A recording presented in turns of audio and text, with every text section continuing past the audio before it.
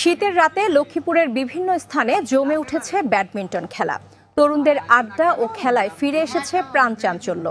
লক্ষ্মীপুরে শীতের সন্ধ্যা নামতেই শুরু হয় এক ভিন্ন ধরনের আলো। রাস্তার মোড়ের পাশে টাঙানো লাইট, স্কুল মাঠের ওপরে ঝুলে থাকা বাল্ব আর পাড়ার ক্লাবে সাজানো অস্থায়ী কোর্ট, সব মিলিয়ে ব্যাডমিন্টনের মৌসুম যেন উৎসবে পরিণত হয়। যুব সমাজ, কলেজের ছাত্র, এমনকি কর্মব্যস্ত মানুষরাও দিনশেষের ক্লান্তি ঝেড়ে যোগ দেন এই প্রাণবন্ত খেলায়।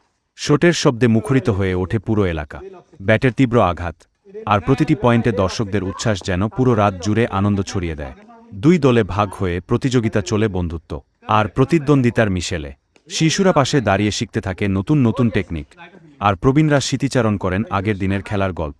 লক্ষ্মীপুরের প্রতিটি পাড়া, মহল্লায় ব্যাডমিন্টন শুধু একটি খেলা নয়, এটি মানুষের দৈনন্দিন জীবনের অংশ। সামাজিক যোগাযোগ, সবকিছুর সমন্বয়ে গড়ে ওঠা এই খেলাধুলা মানুষকে আরও কাছাকাছি আনে। রাত বাড়লেও কোর্টের উত্তাপ কমে না। আলো, শাটল আর খেলোয়াড়দের গতিতে সক্রিয় থাকে পুরো মাঠ।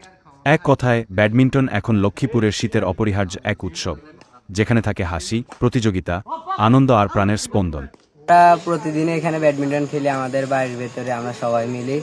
তো আমরা যেন সবাই এখানে খেলি এবং বাইরে কোথাও জানে আমাদের যুব সমাজ যাতে কোনো মাদক আসক্তিতে বা খারাপ কাজে যুক্ত না হয়, এই জন্য আমরা সবসময় ব্যাডমিন্টন খেলার মধ্যে থাকি।